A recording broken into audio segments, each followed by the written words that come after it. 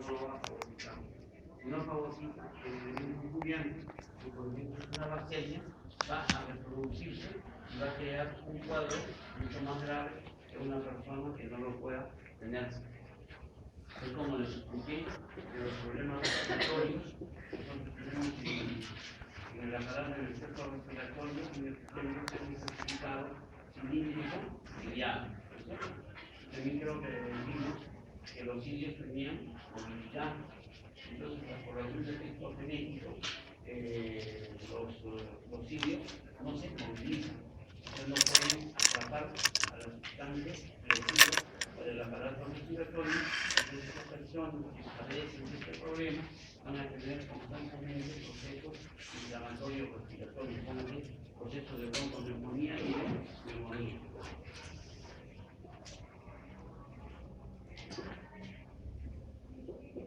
De los mediadores químicos también hemos visto que existen muchos mediadores químicos. Entre estos vamos a ver lo que son los derivados del plasma y los derivados celulares.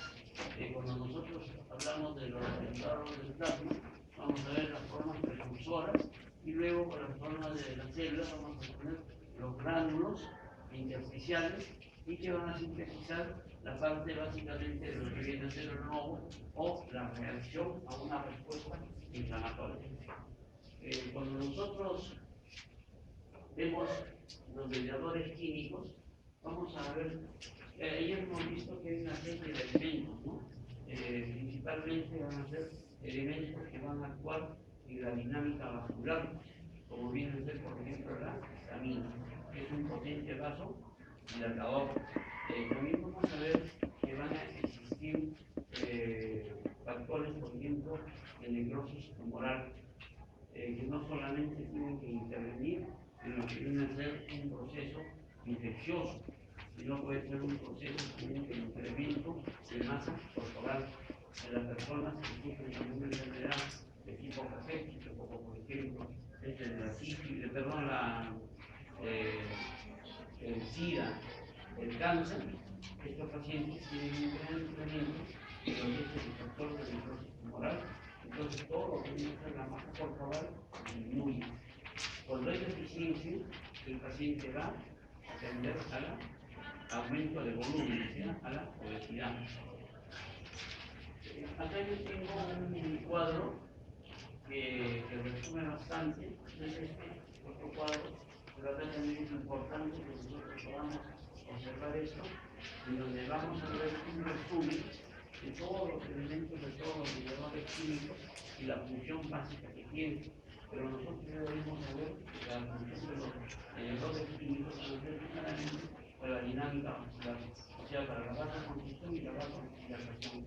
Segundo, para la inhibición de los elementos formes, y para que los elementos formes lleguen hacia el sitio donde se produce el proceso inflamatorio. Entonces acá vamos a tener como mediadores preformados, vamos a tener básicamente lo que es la histamina, la serotonina y las enzimas esenciales. El origen básicamente de lo que es la histamina vimos que era el mastecito. Pero el mastecito no es el único elemento que tiene histamina. ¿Cuál es el otro elemento del torrente sanguíneo que produce histamina? Vamos a tenerlo tóxicos, ¿cierto? Pero la principal fuente es la histamina.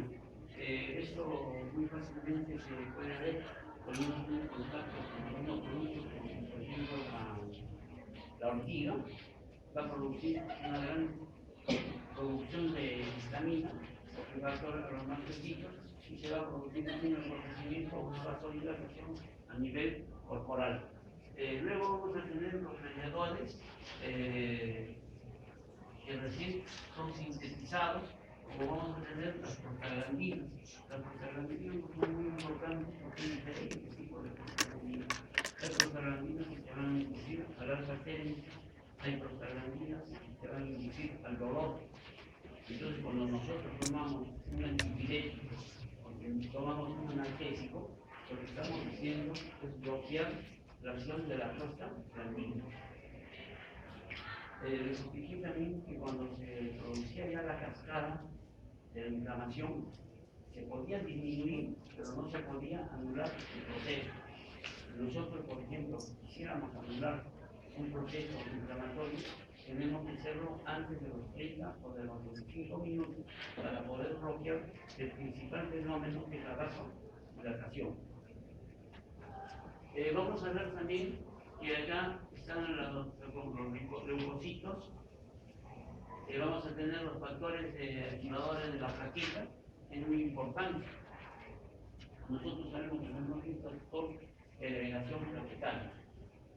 Entonces, esto a veces es perjudicial para nuestra salud. Cuando uno tiene mucho factor de agregación plaquetaria, ¿qué va a pasar? Se van a formar los coágulos sanguíneos. Entonces, si esta formación de los coágulos sanguíneos se realiza intraluminalmente, lo que se va a producir es una trombosis. Entonces, por eso que las personas mayores toman los antiagregantes plaquetarios, que viene a ser la aspirina. Esto hay que tomarlo con mucho cuidado. La mayor parte de la gente cree que tomar aspirina es la salvación. No, de acuerdo a la cantidad de aspirina que toman, el tiempo y los factores de coagulación van a estar muy prolongados. Incluso creo que ya les expliqué que antes de hacer una cirugía hay que preguntar siempre a los pacientes: señor, usted toma aspirina, sobre todo si es una persona mayor, ¿no? Porque a veces la aspirina lo toman como un medicamento o común y corriente. Y eso sí, uno hace una cirugía con un paciente que está ingiriendo aspirina, todo lo que viene a ser factor de coagulación se prolonga y no puede tener una gran hemorragia. Y no solamente con la cirugía, sino el mismo paciente puede hacer hemorragias a nivel cerebral y a nivel digestivo. Vamos a ver las especies que van a activar el oxígeno. Y esto van a ser todo lo que vienen a ser los leucocitos. Vamos a ver el óxido nítrico, que hemos hablado, es muy importante para la vasodilatación y va a actuar a nivel del endotelio. Luego vamos a tener la citocina. Básicamente en esta citocina vamos a tener los linfocitos y los macrófagos. Nosotros también vamos a ver que las células plasmáticas van a ser muy importantes para lo que viene a ser el factor activador 2, o el factor ACMA, que es muy importante para lo que viene a ser la coagulación sanguínea. Nosotros sabemos que hay una enfermedad que se llama hemofilia, en donde va a haber disminución del factor. Entonces, estos pacientes son muy proclives de ser hemorragia y muchas veces mueren estos pacientes porque tienen un gran problema de una hemorragia, de un accidente, o simplemente sin tener un accidente, tienen una úlcera gástrica y van a tener una gran hemorragia. Entonces, el hígado es muy importante para lo que viene a ser el factor de coagulación. Por esta razón es que las personas, por ejemplo, que sufren de cirrosis o tienen algún problema hepático, el primer elemento que se les va a quedar es el factor de coagulación. Lógicamente, aparte de lo que viene a ser la transaminasa, tanto la oxalasa energética y la oxalasa pirúvica. Cuando tenemos las aminas vasodilatadoras, hay que pensar que son dos importantes: la histamina y la serotonina.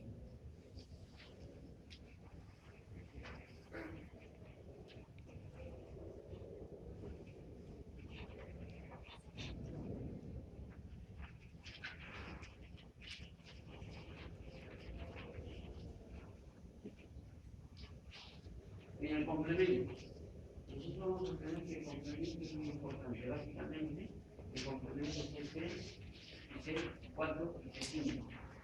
Este complemento también tiene que ver con la grasa térmica y con la parte del dolor. Entonces, cuando nosotros tomamos, por ejemplo, un antipirético, no solamente estamos bloqueando lo que viene a ser la vía del complemento, estamos bloqueando también todo lo que viene a ser otros factores que van a conllevar a la parte de lo que viene a ser el proceso inflamatorio. El complemento C3 y C5, estos son muy importantes porque va a incrementar también la permeabilidad vascular, incrementa la permeabilidad vascular. O sea, no solamente nosotros estamos actuando sobre el dolor, ni estamos actuando sobre el alza térmica, sino estamos actuando básicamente en la vasodilatación. Y como sabemos, la vasodilatación es muy importante para que se pueda producir la diaperesis. Si no hay vasodilatación, se va a separar los poros endoteliales. Luego tenemos el sistema de la simina, en donde vamos a tener péptidos vasoactivos. Vamos a tener la bradicimina, que es vasoactivo, que va a incrementar la permeabilidad vascular. El sistema de la coagulación, hemos visto que tenemos dos vías, una vía intrínseca y una vía extrínseca. Esto va a hacer para el activador de la trombina y la formación de la fibrina. Entonces es muy importante para los factores de coagulación, aparte de las plaquetas. Nosotros sabemos que las plaquetas en donde se originan, ¿en dónde? Ya sé, pero ¿de qué se originan? De los megacardiocitos, de la fragmentación de los megacardiocitos que están en la médula, y cómo fragmentos salen a nivel de lo que viene a ser el vaso sanguíneo. El metabolismo del ácido araquidónico ya lo hemos visto, que también es un potente vasodilatador. Vamos a tener los elementos del ácido araquidónico, vamos a tener dos vías. Una es la vía de la citooxigenasa y la otra de la lipooxigenasa, en donde vamos a tener las prostaglandinas, los tromboxanos, los leucotrienos y los lipocinas. Todos estos elementos tienen varias funciones y la principal va a ser la vasodilatación y va a ser la migración de los elementos del intravascular al extravascular.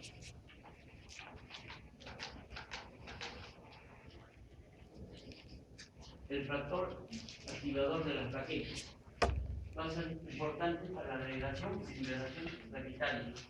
Va a ser broncoconstrictor. Acuérdense que todos los elementos que producen vasodilatación van a producir vasoconstricción.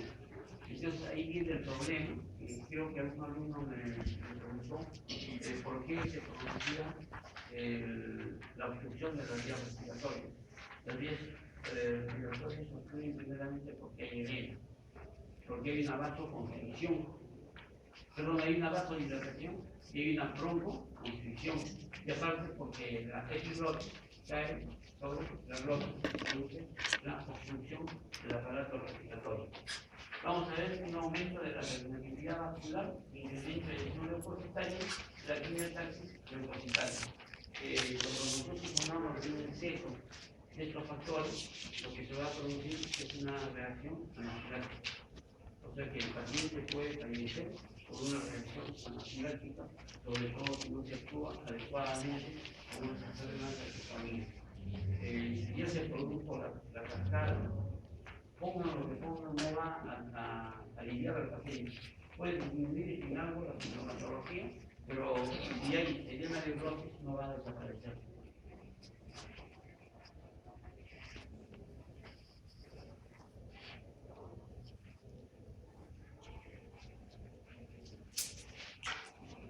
Vamos a llegar a ver.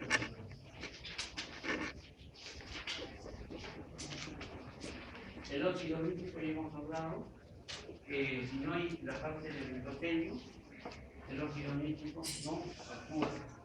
Y el óxido nítrico es receptor de vasodilatadores, como por ejemplo el fenilbarbital, ¿no? Una droga que no va